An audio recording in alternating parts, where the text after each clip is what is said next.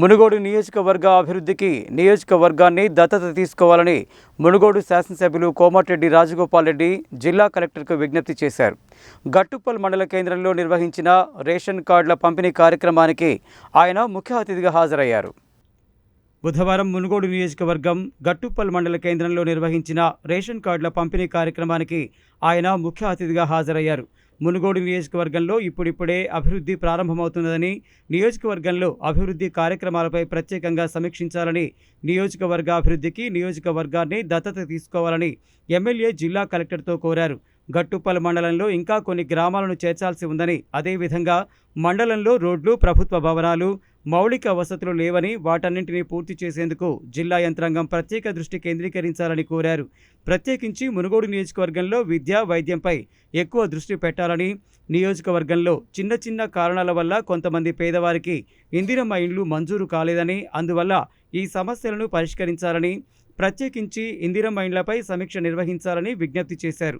అడిగిన వారందరికీ తమ ప్రభుత్వ హయాంలో రేషన్ కార్డులు ఇస్తున్నామని, కార్డులు రాని వారు దరఖాస్తు చేసుకోవాలని, సన్నబియ్యం పంపిణీ దేశ చరిత్రలో ఎక్కడా లేదని, తమ ప్రభుత్వం పెన్షన్లతో పాటు రుణమాఫీ చేశామని, చేనేత కార్మికులను అన్ని విధాలుగా ఆదుకుంటామని తెలిపారు. శాసనమండలి సభ్యులు నెల్లికంటి సత్యం మాట్లాడుతూ రేషన్ కార్డులు, సన్నబియ్యం చారిత్రాత్మక పథకాలని అన్నారు. మునుగోడు నియోజకవర్గంలో ఇంకా చాలామంది పేదవారికి ఇందిరమ్మ ఇండ్లు అవసరం ఉన్నాయని, చిన్న చిన్న కారణాల వల్ల అర్హులైన వారికి ఇందిరమ్మ ఇల్లు రాలేదని, ఈ విషయంపై ప్రత్యేకంగా దృష్టి సారించి పరిష్కరించాలని కోరారు. అలాగే నియోజకవర్గంలో సాగునీటి ప్రాజెక్టుల పూర్తిపై దృష్టి సారించాలని, నియోజకవర్గంలో ఫార్మా కంపెనీలు రాకుండా చూడాలని, విద్య, వైద్యంపై ఎక్కువ దృష్టి కేంద్రీకరించడమే కాకుండా గట్టుప్పల్ మండల కార్యాలయాలు మంజూరు చేయాలని కోరారు. జిల్లా కలెక్టర్ ఇలా త్రిపాఠి మాట్లాడుతూ రేషన్ కార్డులు రానివారు దరఖాస్తు చేసుకుంటే విచారణ చేసి మంజూరు చేస్తామని చెప్పారు.